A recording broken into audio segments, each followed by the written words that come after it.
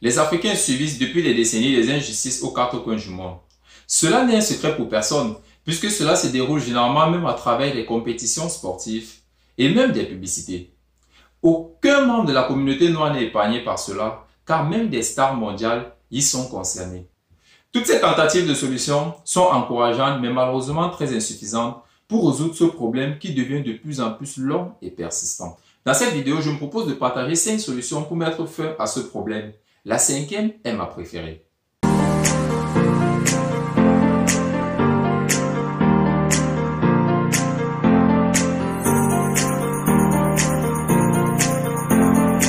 Salut à toi, bienvenue sur le Réveil de l'Afrique, ta chaîne. Cette chaîne est pour tous les Africains. Elle a pour but de te permettre, que tu sois en Europe ou en Occident, d'augmenter ton plein potentiel afin d'illuminer notre continent qui a absolument besoin de ta lumière pour briller.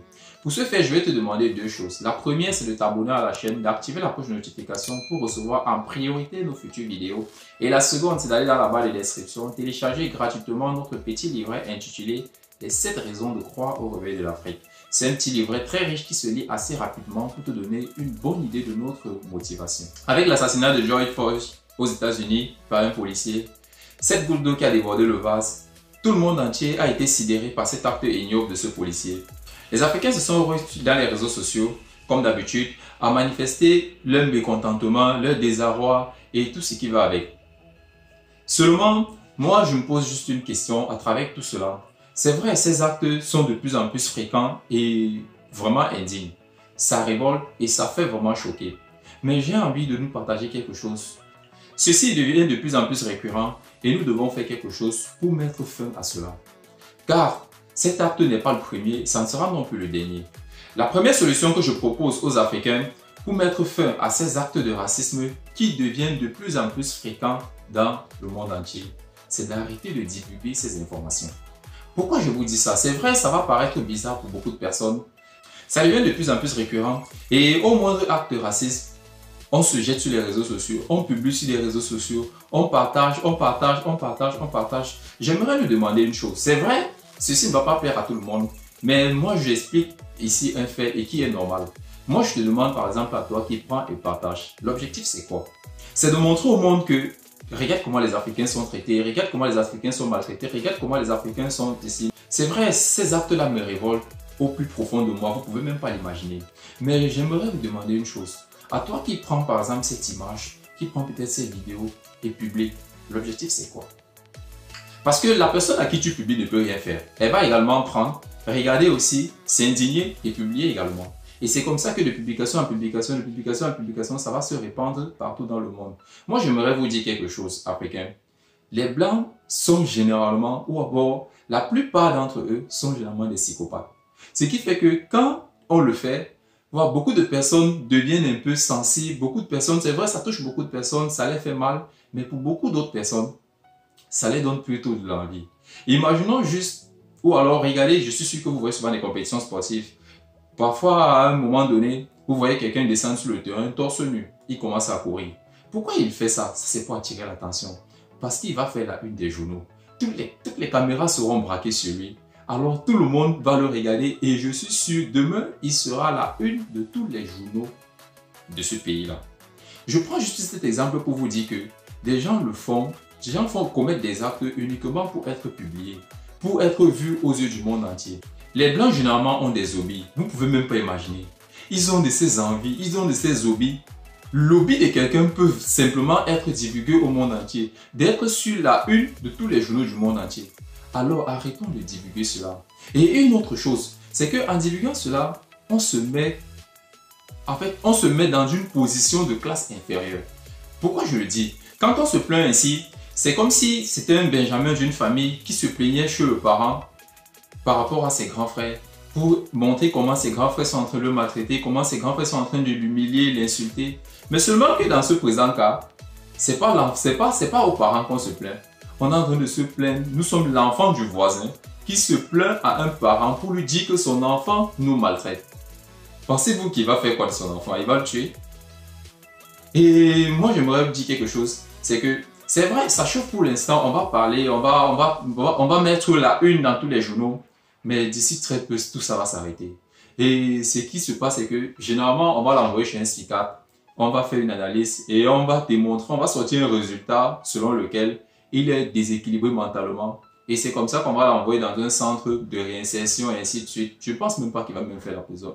Même s'il arrive en prison, sa prison est un peu comme un palais. Et après très peu de temps, il va sortir parce qu'on va le mettre dans un centre de réinsertion et ainsi de suite. Et il va retrouver la vie. Peut-être on va changer de nationalité, il va changer de pays pour éviter des répercussions et autres.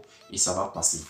Alors, chers Africains, je nous invite à arrêter de divulguer ça parce que quand on le fait, on se met en position d'infériorité. On montre au monde entier qu'on est inférieur. C'est vrai, dénoncer c'est bien, mais qu'à chaque fois qu'on le fait comme nous sommes en train de le faire là, sincèrement, ça ne nous aide pas et ça n'aide pas la communauté. Donc, je nous prie d'arrêter de leur donner des raisons de manifester toujours ces actes-là parce qu'ils seront publiés et seront vus à la une. La deuxième solution que je nous propose à nous, Africains, c'est d'éviter de croire que l'homme blanc est supérieur à nous. Moi, ça me dérange franchement de voir comment certains Africains perdent totalement leur sang-froid devant le blanc. Même quand ils ont raison, ils n'osent pas parler, ils n'osent pas défendre leur point de vue. Ils sont tellement calmes, je ne sais pas trop. Est-ce que vous savez comment est-ce que le blanc éduque ses enfants à l'école? Est-ce que vous savez un peu ce qu'on répète aux enfants dans les écoles? Non. À chaque fois, on leur dit « Salut mon grand, salut mon champion, tu es un grand. Hey, une grande fille comme toi ne pleure pas. Un grand garçon ne pleure pas. Un grand ceci. » Vous voyez un peu, ça fait en sorte que ça augmente leur estime de soi. Dans leur tête, ils savent déjà qu'ils sont supérieurs. C'est à nous de montrer nos capacités. C'est à nous de montrer qu'ils ne sont pas si supérieurs que ça, en évitant de les mettre trop au-dessus. Je ne sais pas si vous voyez un peu ce que je dis. Donc, ce qu'on doit commencer à faire, c'est de croire qu'ils sont hommes comme nous. Et je suis même pas sûr qu'ils sont plus intelligents que nous. Alors, arrêtez de les regarder comme s'ils étaient des êtres superficiels, comme s'ils étaient des dieux. Pour beaucoup, c'est comme ça. Même ceux qui travaillent dans les sociétés, même quand ils ont raison, et quand on est en train de parler, ils n'osent même pas répondre. Vous savez ce que moi je fais? Je t'écoute, mais quand je prends la parole, tu comprends que ce n'est pas la blague. Je défends mon point de vue, surtout quand je sais que j'ai raison. Peu importe devant qui c'est. La troisième solution que je propose, c'est de pardonner. Oui, pardonner, mais sanctionner économiquement. Pourquoi je le dis? Parce que quand ils le font, ou alors le racisme est perdu dans le monde entier, tout simplement parce que l'Afrique est pauvre. Parce que nous les Africains, nous sommes pauvres. Et je ne vais jamais cesser de le dire, nous devons tout faire pour relever le niveau économique de notre continent. Nous devons tout faire pour cela. C'est parce que l'Afrique est pauvre, parce que l'Afrique ne présente véritablement rien au monde entier, parce que l'Afrique n'innove pas, parce que les Africains se renferment, les Africains entrent trop vite dans la zone de confort. C'est pour ça qu'on est et on sera toujours marginalisé tant qu'on ne change pas cela. Tant qu'on ne se relève pas du niveau économique, tant qu'on ne crée pas des industries, tant qu'on n'innove pas, tant qu'ils ne viennent pas chez nous pour chercher un produit auquel ils croyaient peut-être avoir trouvé et qu'on a fait mieux qu'eux. Je ne sais pas si vous comprenez un peu. Tant que les Africains ne se mettent pas ensemble pour construire des entreprises, pour construire des usines, pour relever leur économie, tant que les Africains continueront toujours de venir demander, faire des demandes, tant que les Africains, j'allais dire, continuent toujours de venir faire des demandes au FMI, de venir faire des prêts, de venir faire, je ne sais pas. Les Africains doivent s'entraider entre eux. Ils doivent également se battre pour construire leur économie. Ils doivent se battre pour construire une industrie. Ils doivent se battre pour construire quelque chose de sérieux. Alors, car celui qui détient le pouvoir économique détient le monde entier. Les Chinois ont subi tout cela, mais aujourd'hui, ils ont une blague pas avec les Chinois. Dernièrement, ou alors il y a certaines années, on a fait une publicité en Italie, je ne sais pas si c'était d'un spaghetti, où on a montré un peu une Chinoise qui grignotait un peu et elle semblait vraiment ridicule.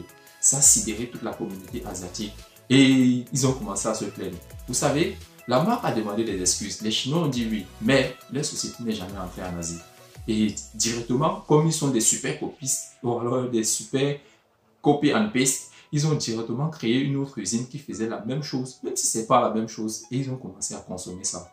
Je ne sais pas si vous voyez un peu. Ça, on pardonne, mais on sanctionne économiquement. Si les Africains le faisaient, si entre nous, laissons d'abord les gouvernements, parce que eux là, pour leur cas, on va les voir après.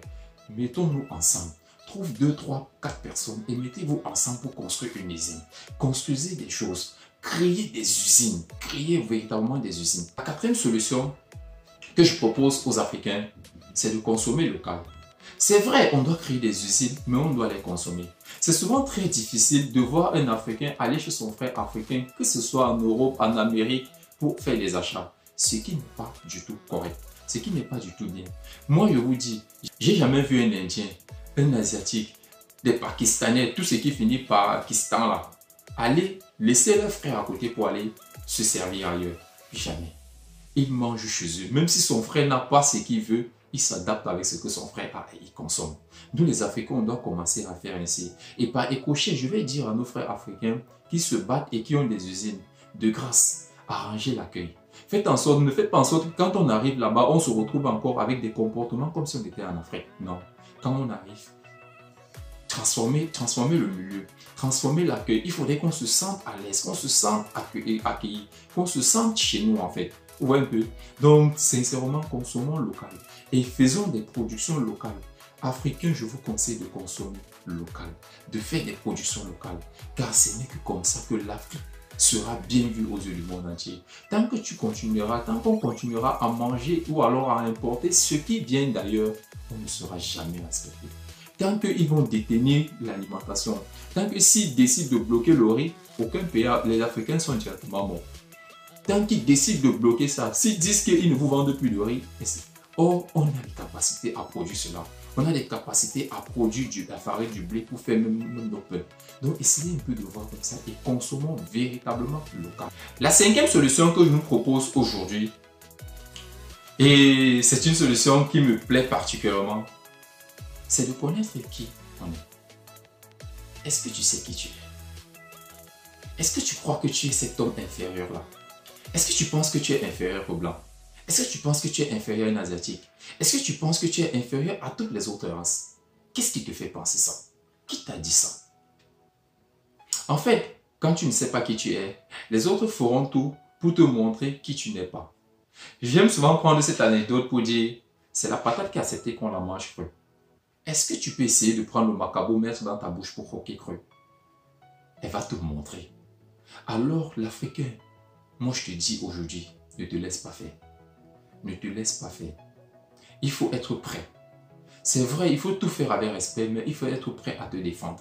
Il faut être prêt à lutter pour ce que tu es et à lutter pour qui tu es. Je ne demande pas de faire des guerres ou de bagarrer et ainsi de suite, non. Parce que ton attitude, seule ton attitude détermine qui tu es. Et seule ton attitude donne la limite à celui qui s'approche vers toi. Alors moi je te conseille aujourd'hui d'avoir une très bonne attitude, de connaître qui tu es. Parce qu'on dit l'homme est fait à l'image de Dieu. Ça veut dire quoi? L'homme, on n'a pas dit le blanc. L'homme, qu'il soit noir, blanc ou jaune, rouge, est fait à l'image de Dieu. Ça veut dire que nous sommes tous égaux. Je ne sais pas si vous comprenez un peu. Alors il faut agir comme tel. Respecte-toi. Même dans nos sociétés, il faut avoir de l'attitude. Ne laisse personne, il faut toujours rire et être vraiment poli avec tout le monde. Ça, c'est quelque chose de capital. Mais ne laisse personne te rabaisser. Ne laisse personne t'humilier. Ne laisse personne s'approcher avec toi. Parce que sincèrement, moi, je vais vous dire quelque chose. Dès que tu laisses une petite faille, et comme je vous disais, le blanc sait déjà par nature qu'il est supérieur à nous. Alors, quand il vient vers toi, quand tu laisses une petite faille, aussi petite soit-elle, il va te mater. Il saura que ça c'est un terrain conquis, ça c'est un terrain accessible. Alors je nous prie, je nous demande d'être prêts pour cela.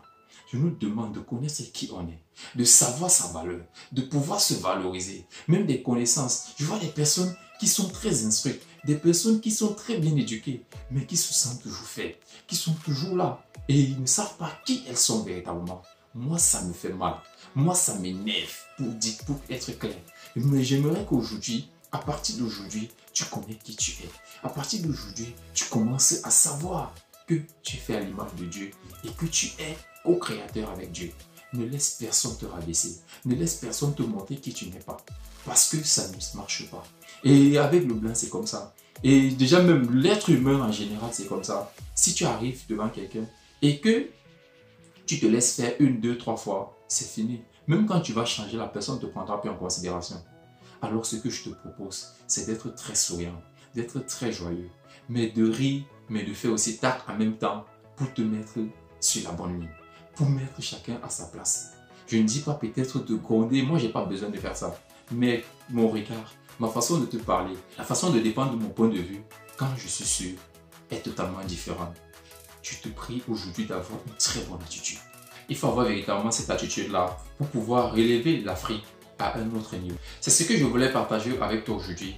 Pour te dire d'arrêter de divulguer ces informations nocives, toxiques. C'est vrai qu'on doit dénoncer, mais arrêtons de trop nous focaliser sur ça parce qu'en le faisant uniquement, ça ne change rien. Ouais, un peu. Et ça n'améliore pas véritablement notre communauté et ça ne nous donne pas le respect dont il faut. Parce qu'en partageant, on se met en position d'infériorité comme des personnes qui pleurnichent en fait.